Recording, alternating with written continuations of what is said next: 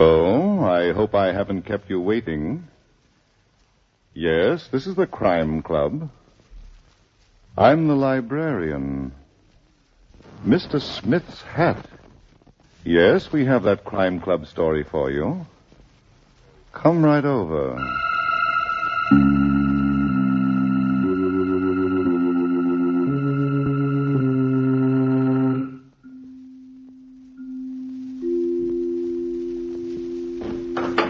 Ah, you're here. Good. Take the easy chair by the window. Comfortable? The book is on this shelf. Here it is. Mr. Smith's Hat by Helen Riley. A very intriguing story of a finger that puts its print on death. Let's look at it under the reading lamp. It was a bad day for New York City. The worst in a 3-week period of early summer heat. And Inspector Christopher McKee was in his office at the Center Street Police Headquarters when the telephone rang. Yes, Inspector McKee talking, homicide. Yes, I was just going to talk to you about that. What? Homicide. How'd you like to meet a freshly made corpse? Go ahead, mister.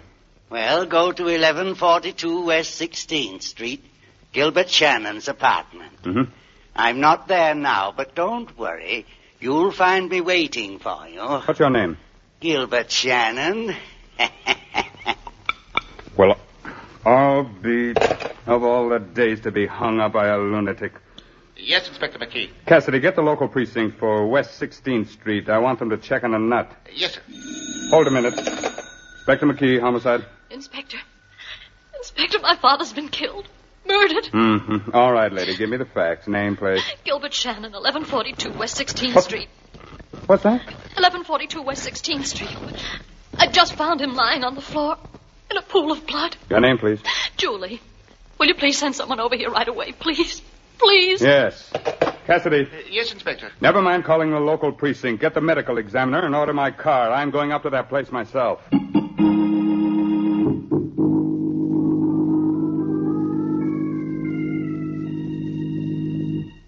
I walked in, Inspector.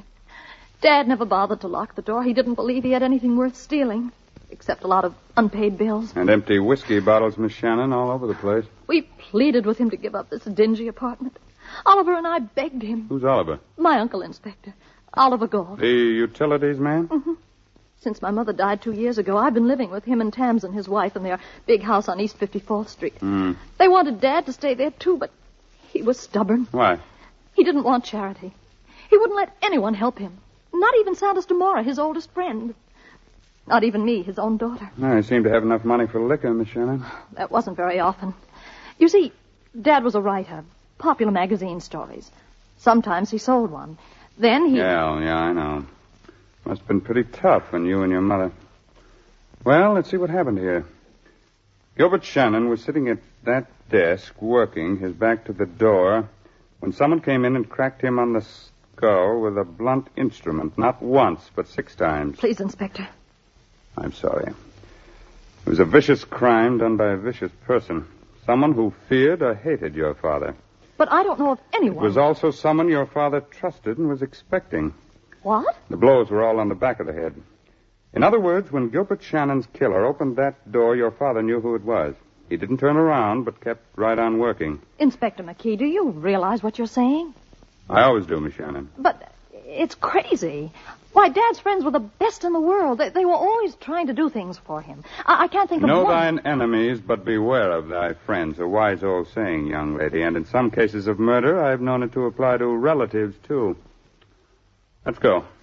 Where are you taking me? Home. I'd like to meet Oliver and Thomson Galt and Santos Demora, and maybe a man who commits murder and then likes to play ghost.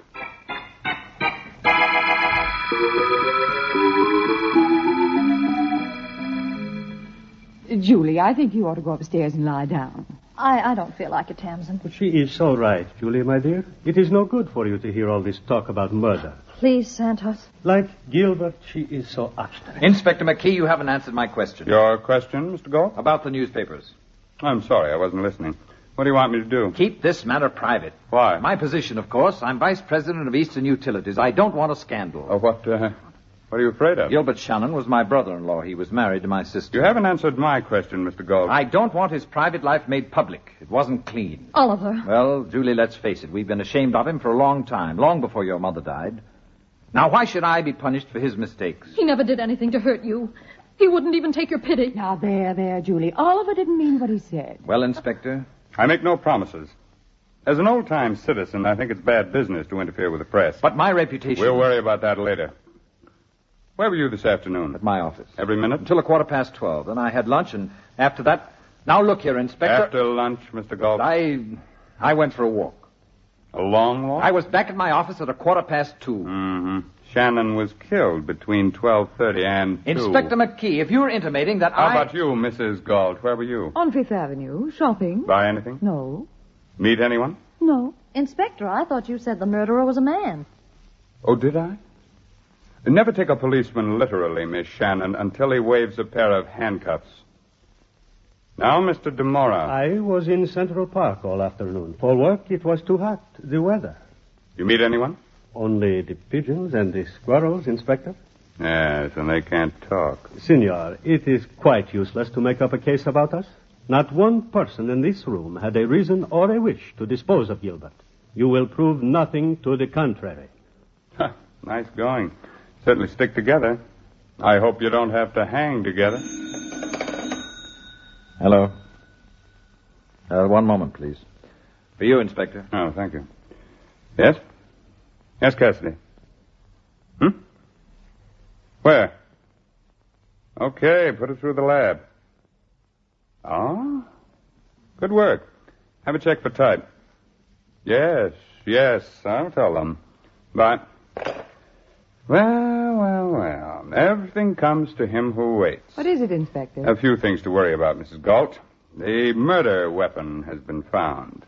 Would one of you like to guess? I'm sick of this, Inspector. You have no right to make us all feel like... All right. It was a hammer. The postman took it out of a mailbox on Lower Fifth Avenue. What? Thomson? Don't look at me. I didn't go below 50th Street. But it is quite ridiculous. If one desired to conceal or dispose of a weapon... Haste makes many mistakes. Now, Miss Shannon. Are you going to wave the handcuffs, Inspector? When you entered your father's apartment, did you go out again before I arrived? No. Well, somebody did. There was a fresh smear of lipstick on the inside doorknob. Should make a wonderful fingerprint. Huh? No comments? All right. Miss Shannon, the district attorney has released your father's body for burial. You can make the arrangements. Thank you. It's so awfully kind of you. I'll be in touch with all of you. And don't try to leave town unless you're so hot you'd like to spend some time in the cooler.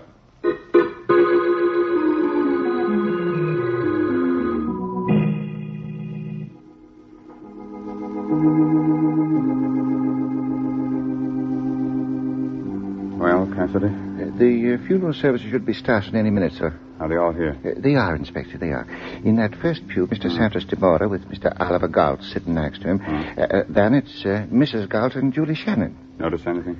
It's heathen they are, Inspector McKee. The way they're rushing that poor fellow's body off the face of the earth. Yes, I thought of that. And him not dead more than a few hours. It ain't decent. That's what comes of having daylight saving time. If the time was normal now... Who's that fellow sitting over there in the last pew with his hat on? Who, sir? Yeah. Another heathen. To be wearing a hat in the Lord's house. A hat that's so loud, it's loud enough for the racetrack and shabby enough for a funeral of its own. I told him to take it off. Wait a minute. He seems to be sobbing. Why, so he does. And all the time I've been taking him from an old, no-good vagrant. Inspector, do you think he might be... Right. Getting out. He's coming this way. And sure I'll be the devil's own witness. He ain't sobbing. He's laughing. And in a church. And at a funeral, too. Now, see here, you handle him, Cassidy. What's the idea? Damon and Pythias, the spider and the fly. Who is less noble than man? You tell me. Nothing and no one. In the beginning there were serpents and vermin, and today they walk like men. Excuse me, I have an appointment with a nightmare. Oh, it's crazy with the heat the poor fellow is. You should have let him go, Inspector. He might be dangerous. Get after him, Cassidy. Oh, sure. Keep a tail on him. I want to know who he is and where he lives. But we could have asked him, sir, when he was sitting here. That's not all I want to know, Your Honor. Now get going and report to me at my office. I'll be there all evening.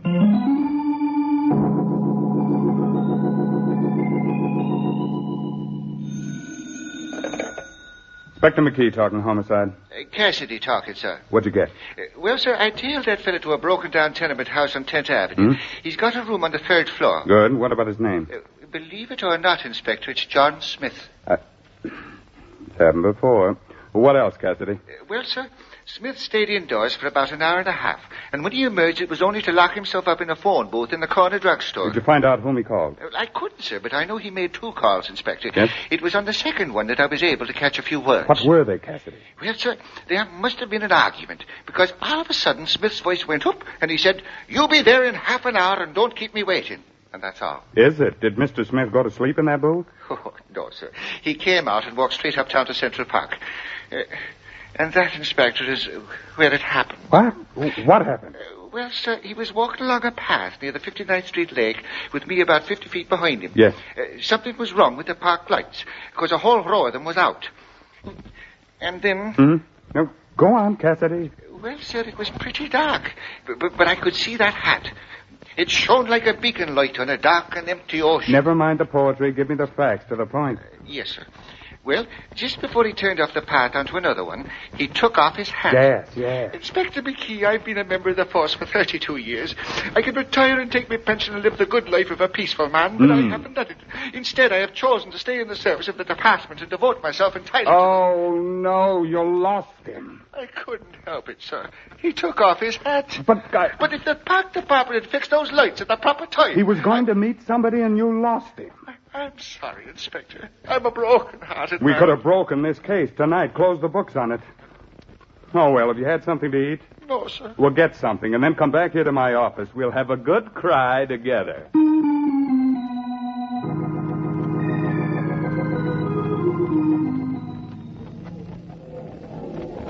Hello, Thomson. Oh, Sanders, what are you doing here? I came in for a lonely drink. I saw you sitting at this table. I am delighted. Oliver took Julie and me home after the funeral, and then he went out to keep an appointment. Julie went to bed. I am glad they deserted you, Thomson, darling. It gives me an opportunity. Sanders, please. But I am only holding your hand. Is it forbidden? Yes. We never know who might be looking. Well, let them look. Do I care? Well, I do. Thomson. Stop making a fool of yourself and leave me alone. It has not always been like this. It is now. I'm not ready to lose, Oliver. Lose? You do not lose something you do not want. That's how I feel about you, Sanders. I do not like to hear such talk. Yesterday it was different. You could not stand to live with Oliver. I've changed my mind. And if you were a good sport... No, I am not a good sport when there is no good reason. Why didn't you tell me that you haven't got a penny to your name? Is it important? Well, shouldn't it be? Would you have me divorce Oliver for a marriage without money? At your age? I see. You would rather be with a man you do not love. He isn't impossible, Sanders. A fish. With gold fins. When did you find this out about me? Last night at dinner. Oliver mentioned that your business was on the rocks and that you were going into bankruptcy. And immediately love flew out the window. I like my daily bread. And butter. You cannot do this to me when I have lost everything. It's unbearable. Oh, stop it, Casanova.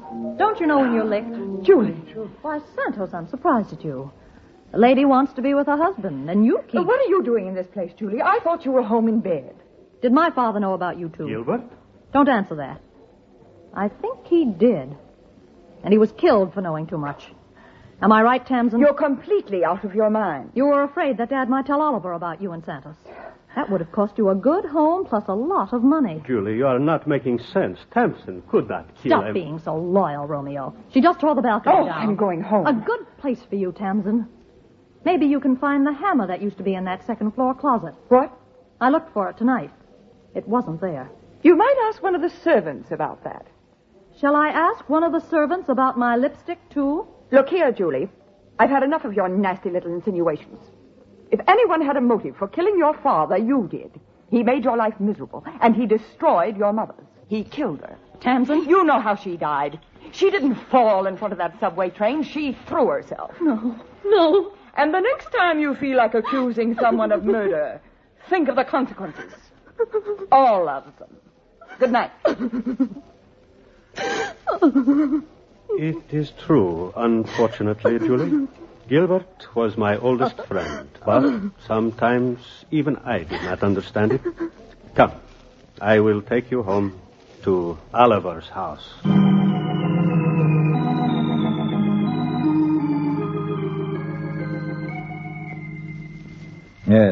Yes, 2 reservations on the midnight plane.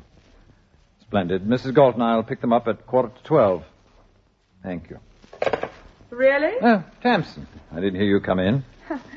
Where are we going on such short notice? Mexico. Why? The newspapers have got hold of Gilbert's case. By tomorrow morning, all the filth in that man's life will become public gossip, and I don't want to face it. Of course. But why must we go tonight? Because I decided. Now let's pack. We've very little time. I can't go, Oliver. What? Now look here, Thomson. Now, please listen to me. I can't leave Julie. She needs me. Oh, she'll get along. You don't know how she carried on tonight after you went out. It wouldn't be fair to desert her at a time like this. But I... Oh, well, all right. I'll phone the airport for another reservation. No, Oliver. Julie needs time to organize herself. She's had a terrible shock. Why don't you go alone? And we'll join you in a few days. Well... You won't have to face the publicity, and I'll have a chance to help Julie. Yes, very well. I can wait for you at the Continental Hotel in Mexico City, and from there we can go on to... That's a good idea, Thomson. Will you phone the airport and cancel your reservation while I go upstairs and pack? Of course, darling.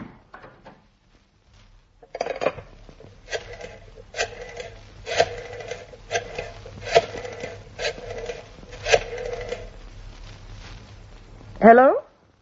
Police headquarters? Inspector McKee, please. Inspector McKee?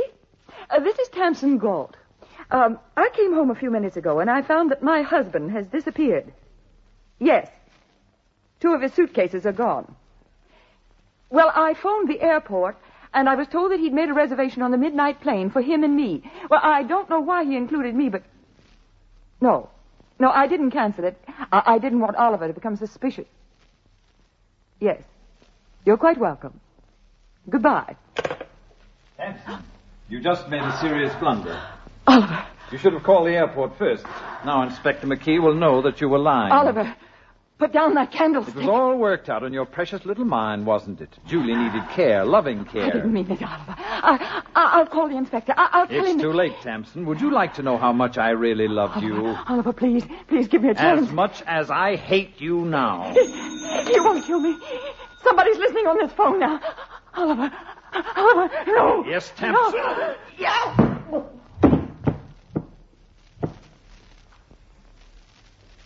Hello? Hello?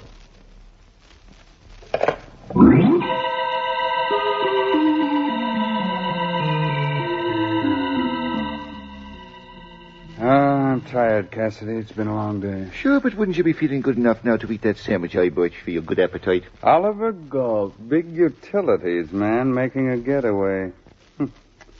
Every day a new surprise. Won't he be getting one when he finds the airport's loaded down with cops? Yes? You don't say. Are you sure? You gotta be sure. Okay. What's the trouble, sir, if you don't mind me asking? Those fingerprints we found on the doorknob of Shannon's apartment, Cassidy. They ain't good. They belong to a John Revillo. I don't recall no such name, sir. The San Diego confidence man, arrested 21 years ago, broke jail 6 months later, was never found. Well, that sort of changes the picture, don't it? Revillo. Could that be a Spanish name? I don't know. On the other hand, it's possible that a fellow who calls himself John Smith and laughs at the church funeral might... Yeah, anything's possible now. Inspector McKee, homicide. Cassidy. Trace. Yes, sir.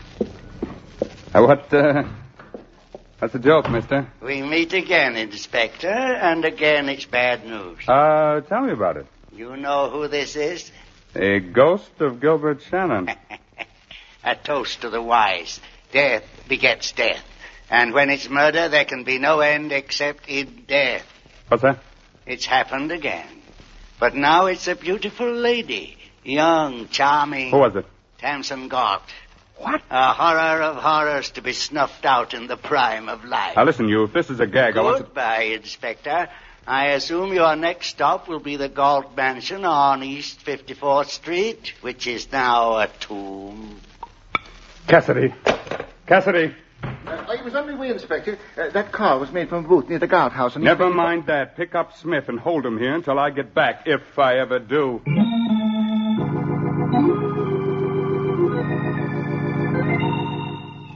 Let's keep talking, Miss Shannon. I've got work to do. Well, I didn't know what had happened until you came to the house, Inspector McKee. Santos DeMora brought me home, and I went straight up to my room. Where'd he go? He left me at the front door, Inspector. Well, all right. I'm satisfied. I think we'll wrap up this candle holder now. The fingerprints on it should tell us who struck the first blow. The first? Yes. Tamsin Galt was not killed by a blow on the head. She was smothered to death. Good heavens. By someone who held her nose and mouth while she was unconscious. But how can you tell? Those swollen veins in her neck and the color of her face. How dreadful. But who? Anybody. It didn't require courage or strength. I see.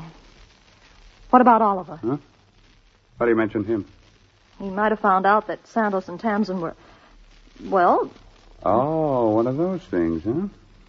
Did your father know about them, too? He must have. The hammer he was killed with was taken out of this house. Well, thank you. Why didn't you talk about it sooner? I didn't know until a few minutes ago. Mm-hmm. I went to the second floor closet to look for something, and I found that... Shh. We're having company. Tamsin. Tamsin. That's Oliver. Perfect. Meet him in the hall and don't tell him what happened. Don't? Go ahead and do as I say. All right, Inspector. And leave that door open. I want to hear everything. Oliver? Hey, Julie. I was just going upstairs. Where's Tamsin? Oh, she's indisposed. Indisposed? I just don't understand that woman. An hour ago, she wanted to fly to Mexico tonight. Mexico? What are you talking about? I rushed down to my office to get these papers. I thought I'd combine pleasure with business. And now, is she upstairs? No, Mr. Galt. What? She's waiting for you in the living room. Inspector McKee. Would you like to see her? Of course you would. Now, come on. After you've had a good look, we'll take a trip downtown to police headquarters, and you too, Miss Shannon. If you like. I like. And while we're driving, we'll pick up Mr. DeMora and give him a lift, too. Santos?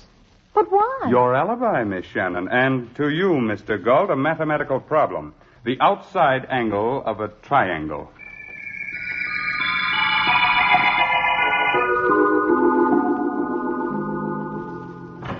Excuse me, Inspector. What is it, Cassidy? I just got the report on this candle holder. No fingerprints. It was wiped clean. All right. Stay here with Smith. I'm going into the next room to pin down a murderer. Inspector, I'd appreciate a drink if you have one. Great. Give him one, Cassidy, from that water cooler. No, not that. I need something. Well, Inspector McKee, are you ready for us? For one of you, Miss Shannon, an escaped convict by the name of John Ravillo. What's the matter? You struck down? What about it, Mr. DeMora? Would you like to enlighten me? I have never heard of the gentleman. How about you, Mr. Galt? I don't know him. I don't recall ever having met him. Well, then, suppose I give you people an assist. Here's an ink pad. We'll take some fingerprints. Who'll be the first volunteer? You, Mr. Galt? Well? All right. I'm John Ravillo. Oliver. But I didn't commit murder. You yourself told me that Tamsin was smothered. But you made it possible by cracking her skull. I had no choice. We quarreled. She flew into a temper and picked up a knife. You can do better than that. But first, what about Gilbert Shannon? I thought he was blackmailing me. He was the only one who knew my real identity. I went to his apartment this afternoon for a showdown. Mm-hmm. I couldn't tell you that because Gilbert was already dead when I found him. I was afraid. My criminal record, you know. I know. But I also know that Shannon was not blackmailing you. What? Just a minute. Smith, come in here. When the law beckons. And put your hat on. Spoken like an old friend. That's the man. I paid him the money. Paid? You paid me? It's all right, Smith. You can relax. But I told you, Inspector, I was the bait the spider used to lure the fly. And when I saw them today in church, sitting side by side like Damon and Pythias, Inspector McKee. Huh? What is it, Mr. DeMora? Could I have a glass of water, please? Sure. But first, give me what you have in your hand. You have no right to... We'll talk about that some other time. Pills, huh? Poison. Sit down, Mr. DeMora. It's your turn to talk now about a double murder, and no double talk, if you know what I mean.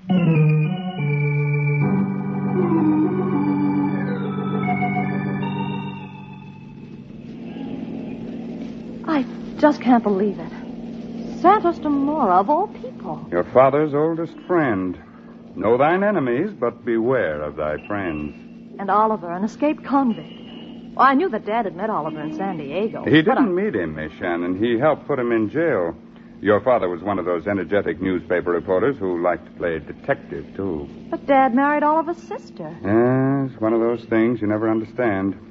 Got the whole story from Smith. He was Gilbert Shannon's editor. Then he knew. Yes, but liquor and hard luck put a cloud on his mind. So when he met Oliver Galt after 20 years, he didn't recognize him as John Ravillo. And he collected the blackmail money and turned it over to Santos Dumont. For a whiskey pittance. Smith had to have whiskey. Inspector, how did Santos find out about Oliver? DeMora told me he got it from your father during a moment of whiskey weakness. But why did he kill him? For protection. Your father was the only one who knew Oliver's past. But DeMora was blackmailing him. But why did he kill Thomson? Oh, to frame you, my dear, for both murders. What? You quarreled with Thomson in a restaurant. DeMora was present. He told you about that, too? Mm-hmm. Well, he's very clever, I must say. How did he get into the house? I left him at the front door. He unlatched it while you were saying good night. Oh. Well, that explains everything. Just about. Calling Inspector McKee. Calling Inspector McKee. Oh, what now? Another murder? What is it? Excuse me, sir. This is Cassidy.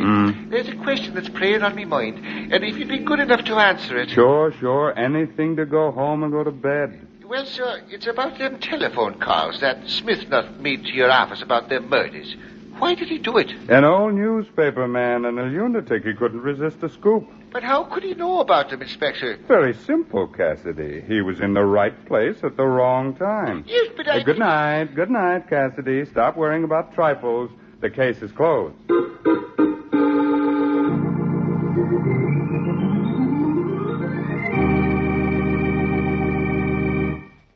And so closes tonight's Crime Club book, Mr. Smith's Hat, based on a story by Helen Riley. Stedman Coles did the radio adaptation. Roger Bauer produced and directed. Inspector McKee was played by Raymond Edward Johnson, and Julie by Elaine Kent. The cast included William Podmore, Eleanor Phelps, Paul Hammond, Sherling Oliver, and Barry Thompson. Oh, I beg your pardon. Hello? I hope I haven't kept you waiting. Yes, this is the Crime Club. I'm the librarian. Yes, come over a week from tonight. Good. We have a very unusual story of a charity ball at which the principal gift was death. It's called Murder Goes Astray by M.V. Heberden. In the meantime... Well, in the meantime, there is a new Crime Club book available this week and every week at bookstores everywhere. Yes, it's available now. Fine. And we look for you next week. And by the way, the next time you sit down to enjoy a good show, think of the 1.5 million men who are trying to win the peace throughout the world. And yes, think of the 199,000 who helped win the war and are still in the hospitals. They like a good show, too. So keep them going with good USO entertainment. They still need USO, and USO is you. This program came from New York. This is the Mutual Broadcasting System.